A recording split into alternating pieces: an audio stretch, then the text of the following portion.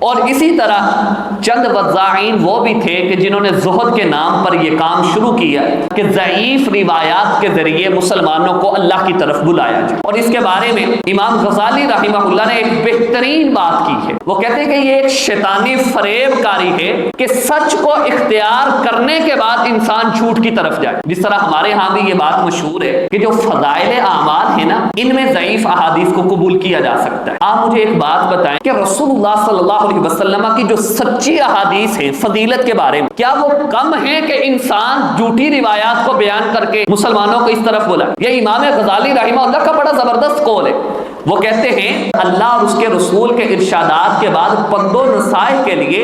ہمیں جھوٹی احادیثوں کی کوئی ضرورت نہیں کہ جب رسول اللہ صلی اللہ علیہ وسلم کے فرامین ہیں، اللہ تعالیٰ کے فرامین ہیں، اس کے بعد ہمارے پاس کوئی اختیار نہیں ہے کہ ہم جھوٹی روایات پند و نصائح کے لیے بیان کریں اور کوشش کریں کہ لوگ دین کی طرف آ جائیں. اللہ تعالیٰ نے تو قرآن مجید میں یہاں تک ارشاد فرمایا اِنَّكَ لَا تَهْدِي مَنْ أَحْبَبْتَ وَلَكِنَّ اللَّهَ يَهْدِي مَن يَشَاءُ، کہ آپ جس کو ہدایت دینا چاہیں اللہ کے پیغمبر اس کو ہدایت نہیں آ سکتی. ہدایت دینا کس کا کام ہے؟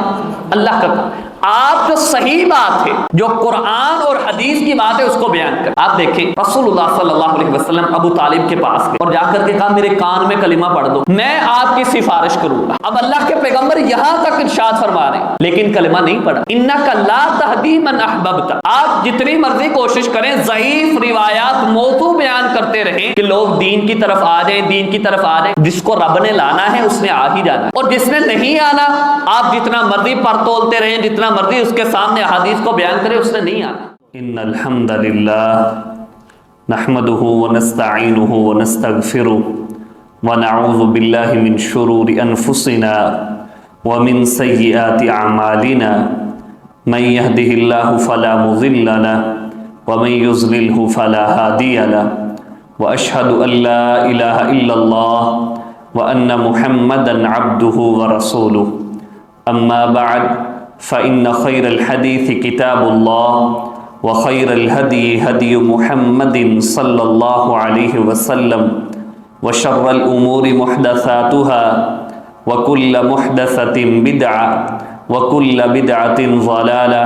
وكل ضلالة في النار. قال الله تبارك وتعالى في القرآن المجيد والفرقان الحميد وما آتاكم الرسول فخذوه وما نہاکم عنہ فانتہوا.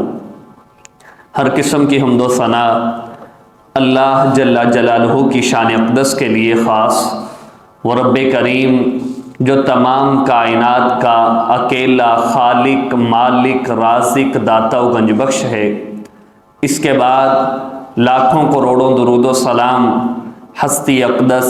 جناب محمد الرسول اللہ صلی اللہ علیہ وسلم کی ذات گرامی پر. معزز سامعین کرام، الحمدللہ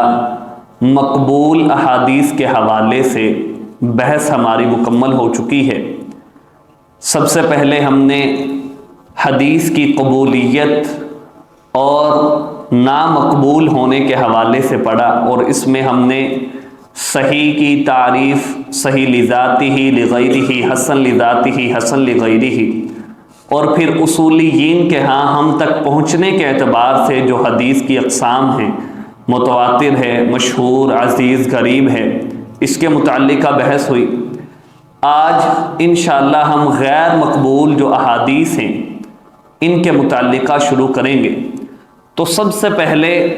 غیر مقبول احادیث جنہیں ضعیف کہا جاتا ہے. ضعیف اس روایت کو کہتے ہیں کہ جس میں صحیح اور حسن کی شروط میں سے کوئی بھی ایک شرط مفقود ہو. اس میں حسن کی تمام شروط نہ پائی جائیں یا صحیح کی تمام شروط نہ پائی جائیں. ضعیف میں سب سے بھیانک جو قسم ہے وہ ہے موضوع روایت کی. موضوع اس حدیث کو کہا جاتا ہے کہ جس میں راوی اللہ کے پیغمبر کے اوپر جھوٹ بولتا ہے. یعنی وہ حدیث نہیں ہوتی، وہ آپ صلی اللہ علیہ وسلم کے الفاظ نہیں ہوتے،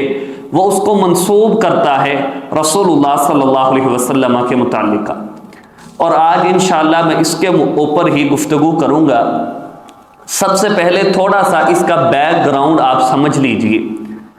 اللہ تعالیٰ نے قرآن مجید میں ارشاد فرمایا ہے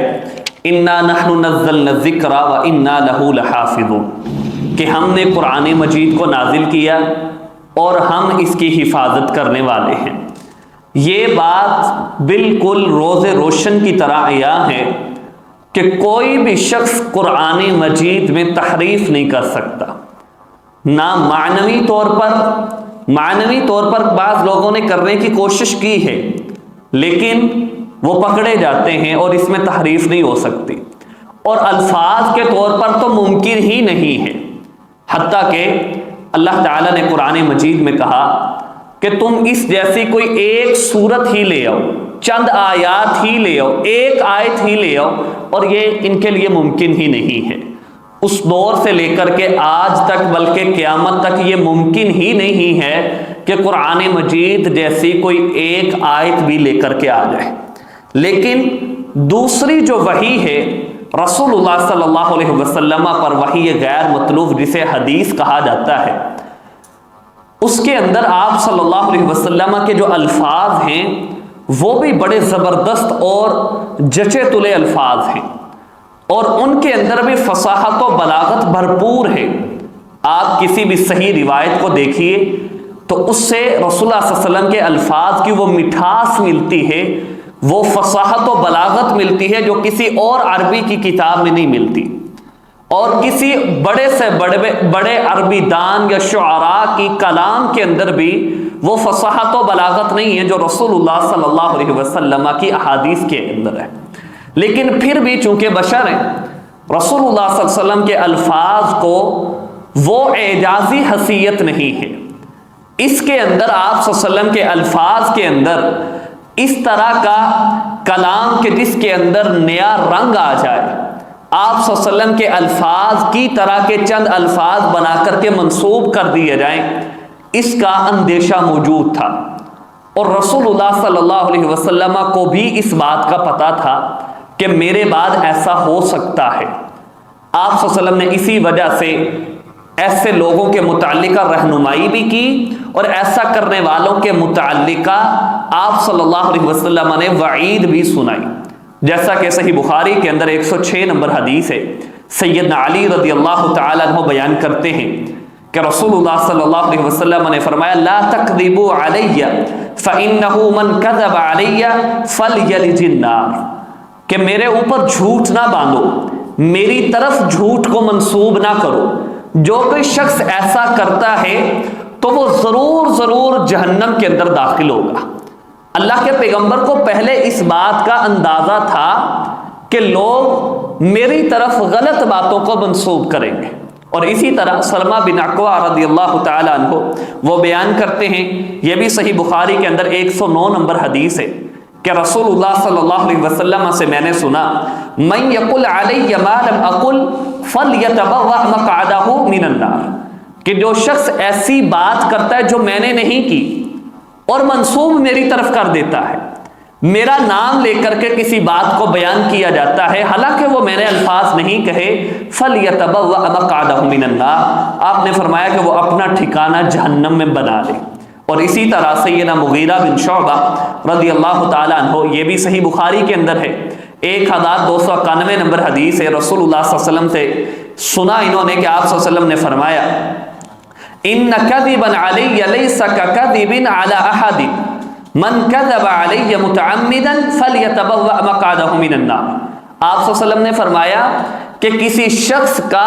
شخص کے بارے میں جھوٹ بولنا یا جھوٹی بات کو کسی کے ساتھ منسوب کرنا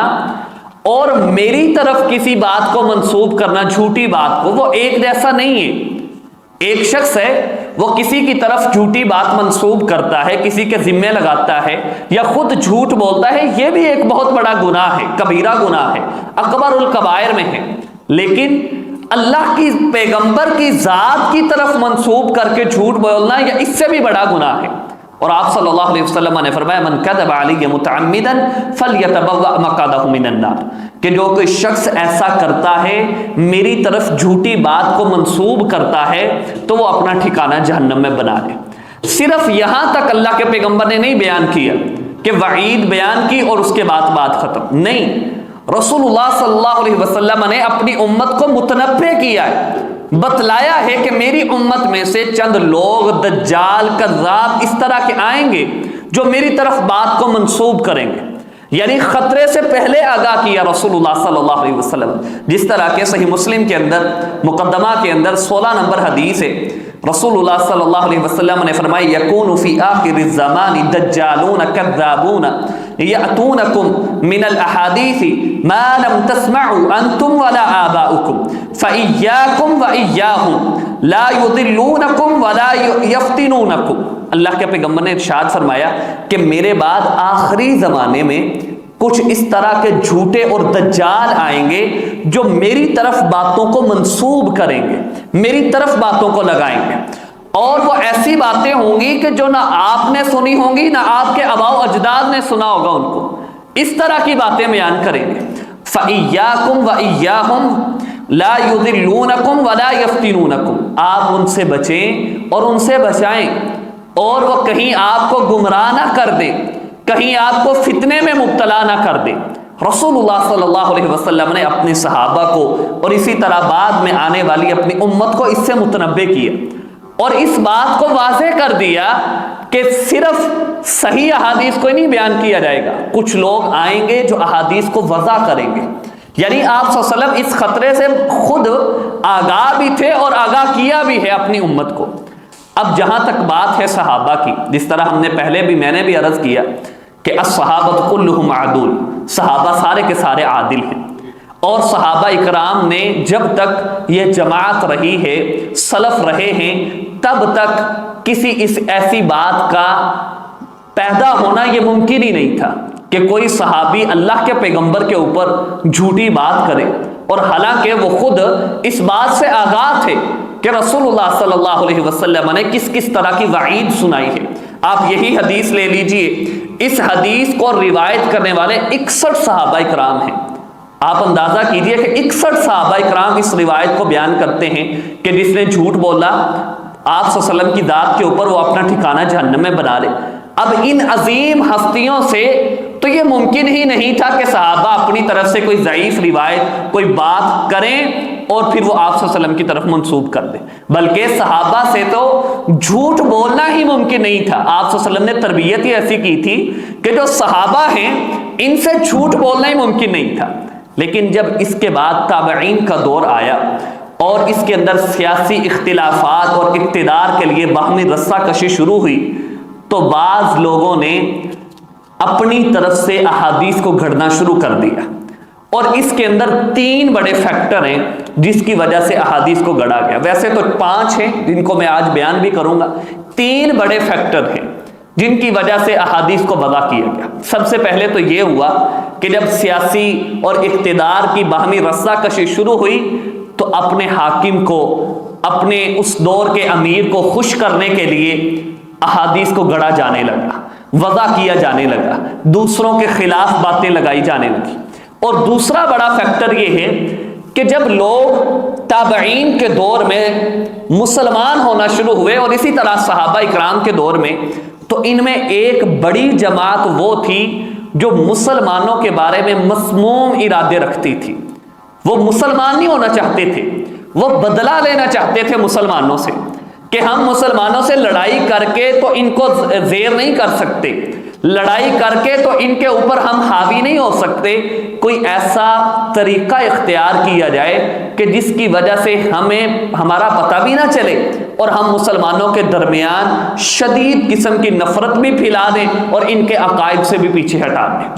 ایک بڑی یہ جماعت جنہوں نے لبادہ یہ اوڑا کہ وہ مسلمان ہیں، حالانکہ وہ مسلمان نہیں تھے، ان کا ارادہ ہی یہ تھا۔ دوسرا بڑا فیکٹر وضاعین کا، اور تیسرا بڑا فیکٹر یہ ہے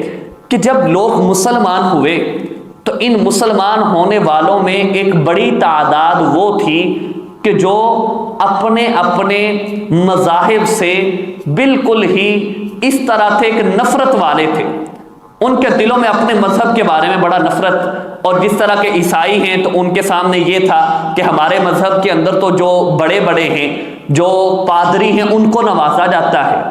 جو اشرافیہ ہے اس کو نوازا جاتا ہے، اور جبکہ نچلے طبقے کو جو ہے وہ رگڑا لگایا جاتا ہے۔ تو یہ جب مسلمان ہوئے تو یہ اپنے مسلک سے، اپنے منہج سے، اپنے عقیدے سے نفرت والا انداز لے کر کے اس طرف آئے، اور جیسے اس طرف آئے، مسلمانوں کی طرف آئے،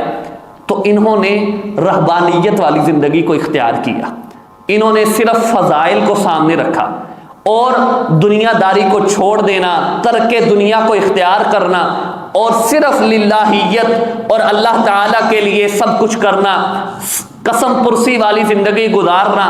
فقیری اور غریبی کے اندر زندگی گزار کر کے جانا، اللہ اللہ صرف کرنا، اور اس طرح کے منہج کو اختیار کیا۔ اب جب اس طرح کا منہج آیا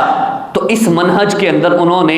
لوگوں کو دین کی طرف راغب کرنے کے لیے، لوگوں کو اللہ کے طرف بلانے کے لیے احادیث کو وضع کرنا شروع کر دیا،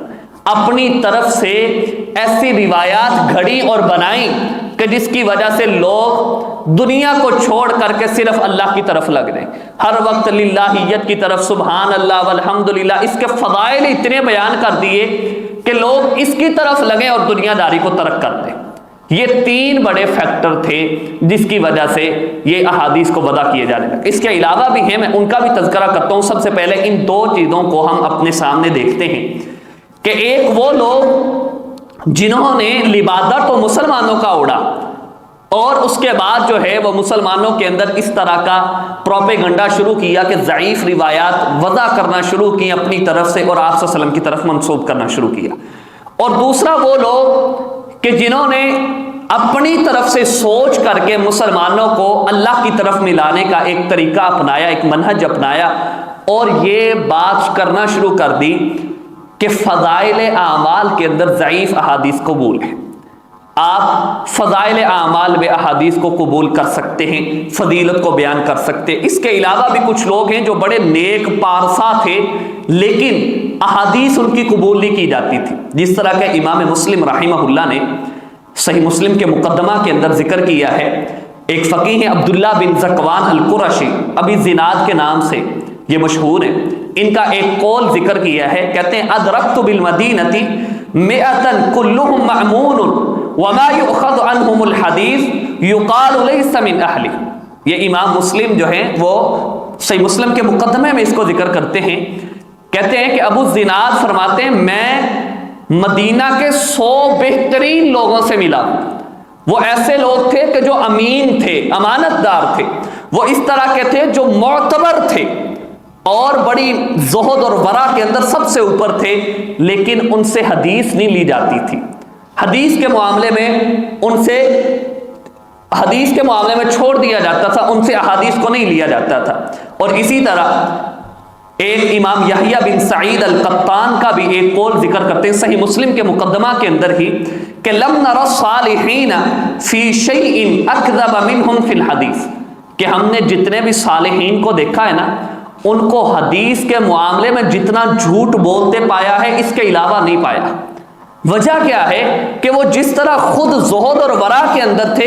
کوشش کرتے تھے کہ لوگوں کو ہم اسی کی سائیڈ پہ لگائیں، اور اس کے لیے ضعیف احادیث کا وہ سہارا لیتے تھے، اور جب ضعیف حدیث یا فضائل میں کوئی بات نہیں ملتی تھی تو ایسی بات بیان کر دیتے تھے کہ جو حدیث نہیں ہوتی تھی آپ صلی اللہ علیہ وسلم کی طرف منسوب کرنے کے لیے۔ اور آپ یہاں تک اندازہ لگائیں کہ جس طرح میں نے صحیح روایت، صحیح بخاری کی روایت بیان کی ہے کہ آپ صلی اللہ علیہ وسلم نے فرمایا من کذب علی متعمدا فلیتبوأ مقعدہ من النار، یہ حدیث صحیح بخاری کی ہے۔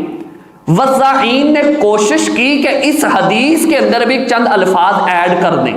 اپنی طرف سے الفاظ ایڈ کر دیں، اور ایڈ کیے انہوں نے، حدیث کو اس طرح بنا دیا من کذب علی متعمدا لیضل بہ الناس فلیتبوأ مقعدہ من النار، کہ جو جھوٹ بولتا ہے اس لیے کہ وہ لوگوں کو گمراہ کرے تو اس کا ٹھکانہ جہنم میں ہے۔ اگر کوئی جھوٹ بولتا ہے، جھوٹی حدیث بیان کرتا ہے اس لیے کہ وہ لوگوں کو دین کی طرف لائے، دین کے قریب کرے، تو اس کا ٹھکانہ جہنم میں نہیں ہے، وہ اچھا کام کر رہا ہے۔ اور اس کو بدعت حسنہ کا نام بھی دے دیا کہ اگر کوئی اچھی بات، اب کیا ہونا شروع ہو گیا کہ فقہاء نے اپنی طرف سے بات کرنا شروع کر دی، وہ کہنے لگے کہ اگر کوئی بات قیاس کے ذریعے ملتی ہے، قرآن اور حدیث میں اس کی ایک نص موجود نہیں ہے، قیاس کے ذریعے سے کوئی بات ہمیں ملتی ہے اور وہ ایسا لگتا ہے کہ بالکل ٹھیک ہے، تو آپ ایسے کریں اس قیاس کو رسول اللہ صلی اللہ علیہ وسلم کی طرف منسوب کر دیں۔ اب فقہا نے بھی یہ کام شروع کر دیا، اب ان کے اندر بھی یہ چیز آ گئی۔ پہلے صرف ان لوگوں نے یہ کام شروع کیا کہ جنہوں نے دین کی طرف لوگوں کو لانا چاہا، لوگوں کو چاہا کہ وہ ترک دنیا کریں، دنیا داری کو چھوڑ کر کے صرف للہیت والی زندگی گزاریں، اور انہوں نے یہ کام شروع کیا، اور صحیح بخاری کی اس روایت کے اندر بھی چند الفاظ کو ایڈ کر دیا، اور اس کے بعد انہوں نے مسلمانوں کو اس صوفی ازم کی طرف اور دنیا داری کو ترک کرنا، ایک ٹانگ پہ کھڑے ہو کے عبادت کرنا، چلے لگانا اور اس کی ضربیں لگاتے رہنا، اس کی طرف ان کو راغب کیا، اور ضعیف احادیث کو بیان کیا اور کھل کر کے بیان کیا۔ کیوں یہ بات لے لی کہ جو بندہ کسی انسان کو گمراہ کرنے کے لیے حدیث گڑھتا ہے تو وہ درست نہیں ہے، اگر کسی کو دین کی طرف لانے کے لیے حدیث کو گڑھا جا رہا ہے تو وہ درست ہے۔ اور اس کا ایک بہترین حل پیش کیا حافظ ابن حجر العسقلانی رحمہ اللہ نے فتح الباری کے اندر۔ انہوں نے یہ حدیث کہ لا تکذبوا علیہ، صحیح بخاری کی جو 106 نمبر حدیث ہے، کہ آپ صلی اللہ علیہ وسلم نے فرمایا میری طرف جھوٹ کو منسوب ہی نہ کرو۔ اس حدیث کے متعلقہ انہوں نے کہا کہ کوئی بھی جھوٹ ہے، وہ چاہے کسی کو نیکی کی طرف بلانے والا ہے یا کسی انسان کو نیکی سے دور کرنے والا، کسی بھی قسم کا جھوٹ ہے تو اللہ تعالیٰ نے، اللہ کے پیغمبر نے ہر قسم کے جھوٹ کی نفی کر دی ہے کہ لا تکذبوا علیہ، میرے اوپر کسی قسم کا جھوٹ نہ باندھو۔ اور پھر اس کے بعد وضع حدیث میں جو دوسرا بڑا نمبر آتا ہے وہ ہے زنادقہ، وہ لوگ جنہوں نے مسلمانوں کے درمیان ملحدانہ عقائد کو داخل کیا، جنہوں نے مسلمانوں میں اس طرح کے عقائد کو، ان کے عقائد کو بگاڑنے کے لیے، مسلمانوں کے عقائد کو بگاڑنے کے لیے ان کے اندر احادیث کو وضع کرنا شروع کیا۔ آپ اندازہ کیجئے، میں آپ کے سامنے چند ایک نام بھی رکھتا ہوں اور اس کے حوالے سے چند ایک دلیلیں بھی رکھتا ہوں۔ عبد الکریم بن ابی الاوجاع، محمد بن سعید المسلوب، حارث کذاب اور مغیرہ بن سعید کوفی، ان سب کا تعلق زنادقہ کے ساتھ ہے۔ ان سب نے احادیث کو وضع کیا اور مسلمانوں کے درمیان غلط قسم کے عقائد کو پروموٹ کیا۔ انہوں نے لبادہ ایسے اوڑا کہ یہ مسلمان ہیں، حالانکہ یہ مسلمان نہیں تھے۔ اور آپ اندازہ کیجئے، حافظ ابو جعفر محمد بن عمر، یہ مشہور محدث حماد بن زید کا ایک قول ذکر کرتے ہیں کہ زنادقہ نے نبی کریم صلی اللہ علیہ وسلم کی طرف 14,000 احادیث کو منسوب کیا ہے، جو کہ وضع ہیں، جن کو ضعیف اور بالکل من گھڑت روایات ہیں، ان کو بیان کیا ہے، آپ صلی اللہ علیہ وسلم کی طرف منسوب کیا 14,000 احادیث کو، حالانکہ وہ احادیث نہیں ہیں، اور صرف اس لیے کہ مسلمانوں کو عقائد سے، ان کے صحیح عقیدے سے دور کرنے کے لیے۔ اور اسی طرح عبداللہ بن عدی رحمہ اللہ وہ فرماتے ہیں کہ جب ابن ابی الاوجاع کو زنادقہ کہنے کے اوپر ان کو، جب ان کی سر کو اڑانا چاہا، محمد بن سلیمان بن علی جو بصرہ کے گورنر تھے، انہوں نے ان کا سر قلم کرنا چاہا، تو جب ان کو لایا گیا تو انہوں نے ایک بات کی، یہ خود وضع حدیث سے، تو کہنے لگے کہ تم لوگ 4,000 احادیث ایسی ہیں جو میں نے وضع کی ہیں، تم لوگ مجھے تو قتل کر دو گے، ان احادیث کا کیا بنے گا جو 4,000 کے قریب میں نے خود وضع کر کے آپ کے اندر پھیلا دی ہے۔ یعنی کہ صرف وہ لوگ جنہوں نے اسلام کا لبادہ اوڑا اور پھر آپ صلی اللہ علیہ وسلم کی ذات کی طرف احادیث کو منسوب کر دیا، اتنی بڑی تعداد۔ اور محدثین نے پھر ان تمام چیزوں کو مد نظر رکھتے ہوئے اصول و ضوابط کو قائم کیا، یہاں تک محدثین نے دیکھا کہ اگر کوئی شخص عام زندگی کے اندر بھی جھوٹ بولتا ہے، اس کی روایت کو بھی نہیں لیا، متروک کہا اس کی روایت کو۔ متہم بالکذب اسی راوی کو کہا جاتا ہے کہ جو عام زندگی میں جھوٹ بولتا ہے۔ محدثین نے اس قاعدے کو اڈاپٹ کیا کہ اگر وہ عام زندگی میں جھوٹ بول رہا ہے تو ظاہری بات ہے وہ رسول اللہ صلی اللہ علیہ وسلم کی زندگی، رسول اللہ صلی اللہ علیہ وسلم کے بارے میں، ان کی بات کے بارے میں بھی جھوٹ بولے گا، اور اس بات کو بیان کیا انہوں نے۔ اسی طرح نفس پرست اور اہل بدعت نے بھی ایسے کام کو ایجاد کیا اور ان کاموں کو، اس حدیث کو وضع کرنا شروع کر دیا۔ کہ جب انہوں نے دیکھا کہ ہماری دل کی خواہش ہے یا ہماری بدعات کا آغاز ہے اور اس کو پروموٹ کرنا ہے، تو انہوں نے بھی یہ کام شروع کر دیا۔ امام عبد الرحمن بن ابی حاتم، یہ اپنی ایک ان کی مشہور کتاب ہے الجرح والتعدیل، اس کے اندر ایک شیخ کا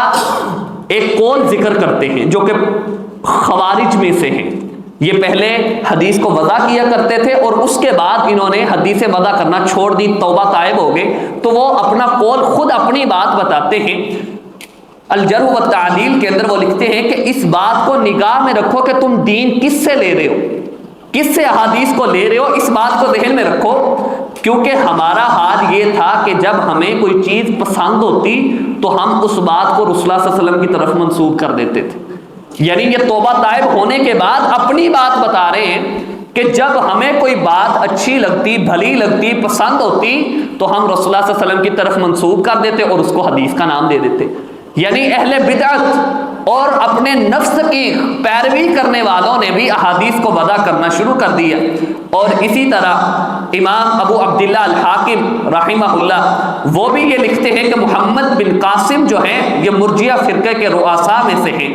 وہ اپنے فرقے کی تائید کے اندر احادیث کو گڑا کرتے تھے۔ یعنی مرجیہ یہ عقیدہ ہے اور اس عقیدے کو پروموٹ کرنے کے لیے، لوگوں کے سامنے رکھنے کے لیے جب کوئی بات نہ بن پاتی تو اپنی طرف سے حدیث بناتے اور اپنے کلام کو ذکر کر دیتے اور کہتے کہ یہ رسول اللہ صلی اللہ علیہ وسلم کا فرمان ہے۔ اسی طرح ابو العباس القرطبی رحمہ اللہ وہ بھی لکھتے ہیں کہ فقہاء نے بھی یہ کام شروع کیا کہ قیاس کو لیتے اور وہ قیاس اگر اچھا ہوتا تو اس کو رسول اللہ صلی اللہ علیہ وسلم کی طرف منسوب کر دیا جاتا۔ اسی طرح ان دو بڑے گروہوں کے بعد ایک بڑا گروہ جو کہ وضع حدیث کے اندر ہے، انہوں نے یہ کام شروع کیا کہ پیسے کی خاطر، اپنے پیسے کی خاطر، مال کی خاطر احادیث کو وضع کرنا شروع کر دیا، حکام کو راضی کرنے کے لیے، اسی طرح اپنے امیر کو خوش کرنے کے لیے۔ دیکھا کہ امیر کوئی کام کر رہے ہیں، اگر وہ کبوتر اڑا رہے ہیں تو اس نے کبوتر اڑانے کے متعلق حدیث کو وضع کر دیا اور بیان کر دیا۔ اسی طرح دیکھا کہ حاکم نے کوئی کام شروع کیا ہے تو حاکم کے سامنے بیٹھ کر کے کوئی حدیث بنائی، آپ صلی اللہ علیہ وسلم کی طرف منسوب کی اور وہاں سے پیسے کمانے شروع کر دیے۔ اور اسی طرح چند وضاعین وہ بھی تھے کہ جنہوں نے زہد کے نام پر یہ کام شروع کیا، اور کرامیہ میں سے انہوں نے اس کام کا آغاز کیا کہ ضعیف روایات کے ذریعے مسلمانوں کو اللہ کی طرف بلایا جائے۔ اور اس کے بارے میں امام غزالی رحمہ اللہ نے ایک بہترین بات کی ہے۔ امام غزالی رحمہ اللہ کی بڑی زبردست بات، وہ کہتے ہیں کہ یہ ایک شیطانی فریب کاری ہے کہ سچ کو اختیار کرنے کے بعد انسان جھوٹ کی طرف جائے۔ جس طرح ہمارے ہاں بھی یہ بات مشہور ہے کہ جو فضائل اعمال ہیں نا، ان میں ضعیف احادیث کو قبول کیا جا سکتا ہے۔ آپ مجھے ایک بات بتائیں کہ رسول اللہ صلی اللہ علیہ وسلم کی جو سچی احادیث ہیں فضیلت کے بارے میں، کیا وہ کم ہے کہ انسان جھوٹی روایات کو بیان کر کے مسلمانوں کو اس طرف بلائے؟ یہ امام غزالی رحمہ اللہ کا بڑا زبردست قول ہے۔ وہ کہتے ہیں کہ یہ شیطانی فریب کاری ہے کہ سچ کو اختیار کرنے کے بعد ہم جھوٹ کے محتاج نہیں رہ جاتے، اور اللہ اور اس کے رسول کے ارشادات کے بعد پند و نصائح کے لیے ہمیں جھوٹی احادیثوں کی کوئی ضرورت نہیں ہے کہ جب رسول اللہ صلی اللہ علیہ وسلم کے فرامین ہیں، اللہ تعالیٰ کے فرامین ہیں، اس کے بعد ہمارے پاس کوئی اختیار نہیں ہے کہ ہم جھوٹی روایات پند و نصاح کے لیے بیان کریں اور کوشش کریں کہ لوگ دین کی طرف آ جائیں، دین کی طرف آ جائیں۔ اللہ تعالیٰ نے تو قرآن مجید میں یہاں تک ارشاد فرمایا، اِنَّكَ لَا تَهْدِي مَنْ أَحْبَبْتَ وَلَكِنَّ اللَّهَ يَهْدِي مَن يَشَاءُ، کہ آپ جس کو ہدایت دینا چاہیں اللہ کے پیغمبر، اس کو ہدایت نہیں آ سکتی۔ ہدایت دینا کس کا کام ہے؟ اللہ کا کام۔ آپ جو صحیح بات ہے، جو قرآن اور حدیث کی بات ہے، اس کو بیان کریں۔ آپ دیکھیں رسول اللہ صلی اللہ علیہ وسلم ابو طالب کے پاس گئے، صحیح مسلم کے اندر ہے، اور جا کر کے کہا میرے کان میں کلمہ پڑھ دو، میرے کان میں کلمہ پڑھ دو، میں آپ کی سفارش کروں گا۔ اب اللہ کے پیغمبر یہاں تک ارشاد فرما رہے ہیں لیکن کلمہ نہیں پڑھا۔ اِنَّكَ لَا تَهْدِي مَنْ أَحْبَبْتَ، آپ جتنی مرضی کوشش کریں، ضعیف روایات موضوع بیان کرتے رہیں کہ لوگ دین کی طرف آ جائیں، دین کی طرف آ جائیں، جس کو رب نے لانا ہے اس نے آ ہی جانا ہے۔ اور جس نے نہیں آنا آپ جتنا مرضی پر تولتے رہیں، جتنا مرضی اس کے سامنے احادیث کو بیان کریں، اس نے نہیں آنا۔ اور اسی طرح ایک بڑا طبقہ جو ہے وہ دنیا پرست واعظوں اور قصہ گو والوں کا ہے۔ اب ہمارے ہاں یہ ہوتا ہے کہ مشہور ہونے کے لیے ایسی روایت بیان کی جاتی ہے جو پہلے کبھی کسی نے نہ سنی ہو، اور لوگ پھر کہتے بھی ہیں کہ ہمارے جو علماء ہیں وہ تو یہ روایات بیان نہیں کرتے، فلاں عالم جو ہے نا وہ صحیح روایات کو بیان کرتا ہے، اور ایسی بات بیان کرتے کہ ہمیں پتہ نہیں ہوتا، ہم نے پہلے کبھی نہیں سنی ہوتی، اس طرح کی روایت کو بیان کیا جاتا ہے، اور کہتے ہیں نہیں کیا کمال کی بات کی ہے، اتنا زیادہ عمل اور اتنے سے عمل سے اتنا بڑا ثواب۔ تو یہ بڑا کام انہوں نے بھی شروع کیا جن کو پتا ہے کہ یہ روایت ضعیف ہے، یہ روایت موضوع اور من گھڑت ہے، پھر بھی اس کو بیان کیا جاتا ہے۔ جبکہ محدثین کے ہاں یہ بات ہے کہ اگر آپ نے ضعیف حدیث بھی بیان کرنی، اور ضعیف کون سی؟ جو وضع نہ ہو، موضوع اور من گھڑت نہ ہو، بلکہ اس کے اندر کوئی تھوڑا سا ضعف ہے، کسی کے ضبط کی کمی ہے، کسی کے حافظے کی کمی ہے، اس روایت کو بھی اگر بیان کرنا ہے تو اس نظریے سے بیان کریں کہ رسول اللہ صلی اللہ علیہ وسلم کی طرف یہ روایت کی جاتی ہے، اللہ کے پیغمبر کی طرف یہ روایت کی جاتی ہے کہ رسول اللہ صلی اللہ علیہ وسلم کا یہ فرمان ہے، اور اس کے اندر وضاحت کریں کہ اس روایت کے اندر فلاں راوی ضعیف ہے، پھر تو آپ حدیث کو بیان کر سکتے ہیں، اس کے علاوہ آپ روایت کو بیان نہیں کر سکتے۔ یعنی شہرت پسندی اور اپنے آپ کو مشہور کرنے کے لیے ضعیف احادیث کو گڑا جانے لگا، اور اس کے اوپر آپ صلی اللہ علیہ وسلم کی بات کو بیان کیا جائے۔ یہاں ایک اور بات بھی ذکر کرنی زیادہ اہم ہے کہ رسول اللہ صلی اللہ علیہ وسلم کا فرمان ہے من حدث عنی بحدیث یرا انہ کذب فہو احد الکاذبین، کہ ایک شخص ہے وہ دیکھتا ہے کہ یہ روایت ضعیف ہے، اس کو لگتا ایسے کہ یہ روایت ضعیف ہے، اگر وہ بندہ بھی آگے روایت بیان کرتا ہے تو اللہ کے پیغمبر نے فرمایا وہ بھی 2 جھوٹوں میں سے 1 جھوٹا ضرور ہے۔ اور اس کا امپیکٹ سب سے زیادہ ہمارے سوشل میڈیا پہ ہے کہ آپ کسی حدیث کو دیکھتے ہیں اور اس کی تحقیق کیے بغیر، اب تو اتنا آسان ہو گیا تحقیق کرنا، آپ موبائل پہ کسی ایک عالم سے کانٹیکٹ کریں، اس سے پوچھ لیں، اگر نہیں تو حکم لگی ہوئی احادیث موجود ہیں، کتابیں موجود ہیں، اس کتاب سے دیکھیں، اگر نہیں تو آپ کم از کم صحیح بخاری، صحیح مسلم یا وہ روایات جو اتھینٹک ہے وہی بیان کریں، ان کو آگے شیئر کریں، ان کے بارے میں بات کریں۔ اگر کوئی شخص وہ روایت بیان کرنا چاہتا ہے، وہ خطیب ہیں، درس دے رہے ہیں، جمعہ پڑھا رہے ہیں، یا کسی بھی انداز سے کسی کو تبلیغ کر رہے ہیں، اور وہ حدیث بیان کرتے ہیں بغیر تحقیق کے، تو محدثین کا نظریہ یہ ہے کہ اس کو بھی بیان نہیں کرنا چاہیے، اس کو بھی بیان نہیں کرنا چاہیے اس حدیث کی نظر میں، کیونکہ رسول اللہ صلی اللہ علیہ وسلم نے فرمایا من حدث عنی بحدیث یرا انہ کذب، وہ کوئی حدیث ہے، کوئی بات اس طرح کی ہے جس کو وہ خود ایسے لگ رہا ہے کہ وہ ضعیف ہے، یہ اللہ کے پیغمبر کا فرمان نہیں ہو سکتا، لیکن پھر بھی وہ انسان اس کو بیان کر رہا ہے، تو اللہ کے پیغمبر نے فرمایا فَهُوَ أَحَدُ الْكَاذِبِينَ، تو وہ 2 جھوٹوں میں سے 1 جھوٹا ضرور ہے، یا تو وہ حدیث کو گاڑ رہا ہے یا پھر وہ جھوٹی بات کو آگے نقل کر رہا ہے۔ میں نے پہلے بھی آپ کے سامنے یہ عرض کیا تھا کہ رسول اللہ صلی اللہ علیہ وسلم نے ایسے لوگوں کی حوصلہ شکنی کی ہے جو صرف سنی سنائی باتوں کو آگے بیان کر رہے، ایک بات کو سنا، اس کی تحقیق نہیں کی، اس کے بارے میں سوچا اور سمجھا نہیں ہے، اس کو آگے بیان کر دی۔ جس طرح ہمارے ہاں اکثر یہ باتیں پائی جاتی ہیں کہ آپ صلی اللہ علیہ وسلم کے متعلق اگر کسی نے اتنی دفعہ درود پڑھا، 1,00,000 دفعہ یا اتنی دفعہ درود پڑھا، تو رسول اللہ صلی اللہ علیہ وسلم کا دیدار نصیب ہوگا، حالانکہ اس طرح کی کوئی روایت نہیں، کوئی ایک حدیث بھی نہیں۔ اور پھر رمضان کی جس نے سب سے پہلے کسی کو جو مبارکباد دی، یا کسی نے جو ہے نا وہ لیلۃ القدر کی مبارکباد دی، جمعے کی مبارکباد دی، کوئی مہینہ نیا محرم کا یا ربیع الاول کا مہینہ چڑھا اس کی مبارکباد دی، تو اتنا اجر اس کو ملتا ہے۔ یا پھر کسی ایک رات کو خاص کر کے کہا جاتا ہے کہ رات کے اس پہلو میں یا اس وقت جس نے 2 رکعتیں پڑھی اور اس میں اتنی دفعہ سورہ اخلاص کو پڑھا تو اتنا ثواب ملے گا۔ جب تک آپ کو پتہ ہی نہیں ہے کہ یہ روایت صحیح ہے یا ضعیف ہے، یا اس کا پیچھے سے سند کیسی ہے، کیا یہ حدیث ہے بھی نہیں، آپ اس کو جب بیان کرتے ہیں تو گویا آپ بھی اس کے اندر ممد و معاون ہو رہے اور آپ بھی جھوٹی روایت کو بیان کرنے کے اندر اس کا ساتھ دے رہے۔ تو اس لیے رسول اللہ صلی اللہ علیہ وسلم نے فرمایا کہ اگر کوئی بندہ کسی حدیث کو، کسی بات کو دیکھتا ہے اور اس کو ایسے لگتا ہے کہ یہ روایت ضعیف ہے، اس کو بیان کرنا وہ ایسے ہی ہے کہ جیسے انسان اللہ کے پیغمبر کے اوپر خود جھوٹ باندھ رہا ہے۔ تو یہ ہے موضوع روایت، وہ حدیث کہ جس کو کوئی شخص اپنی بات کو رسول اللہ صلی اللہ علیہ وسلم کی طرف منسوب کر دے، کوئی راوی اپنی طرف سے کوئی اچھی بات، کوئی پسندی کی بات کو لے کر کے آپ صلی اللہ علیہ وسلم کی طرف منسوب کر دے۔ اس کے بارے میں وعید پہلے آپ صلی اللہ علیہ وسلم کی احادیث، اس کے بعد رسول اللہ صلی اللہ علیہ وسلم کا متنبع کرنا، اور اس کے بعد ہے کہ اس کے اسباب کیا ہے۔ سب سے پہلا سبب کہ جب تابعین کے دور کے اندر سب سے زیادہ لوگ مسلمان ہونا شروع ہوئے تو اس میں کچھ لوگوں نے سیاسی وابستگی کے طور پر حاکم اور امیر کو خوش کرنے کے لیے جھوٹی احادیث کو گڑھا۔ پھر وہ لوگ جنہوں نے لبادہ مسلمانوں کا اوڑھا اور حالانکہ وہ مسلمان نہیں تھے، زنادقہ تھے، مسلمانوں کے اندر الحاد پھیلانے والے تھے، انہوں نے احادیث کو گڑھنا شروع کیا۔ اس کے بعد وہ لوگ جنہوں نے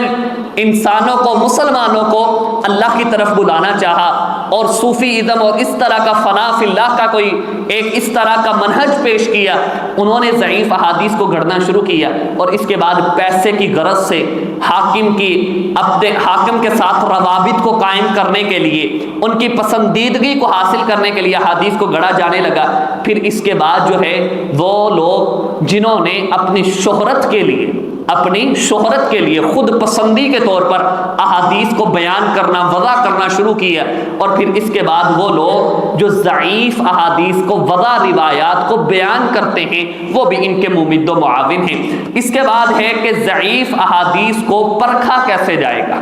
خاص طور پہ وہ جو موضوع روایات ہیں۔ انشاءاللہ اس کے متعلقہ اگلے لیکچر میں بات ہوگی۔ اللہ تعالیٰ سے دعا ہے کہ اللہ تعالیٰ ہمیں قرآن اور صحیح احادیث پر عمل کرنے کی توفیق عطا فرمائے۔ وآخر دعوانا الحمد للہ رب العالمین۔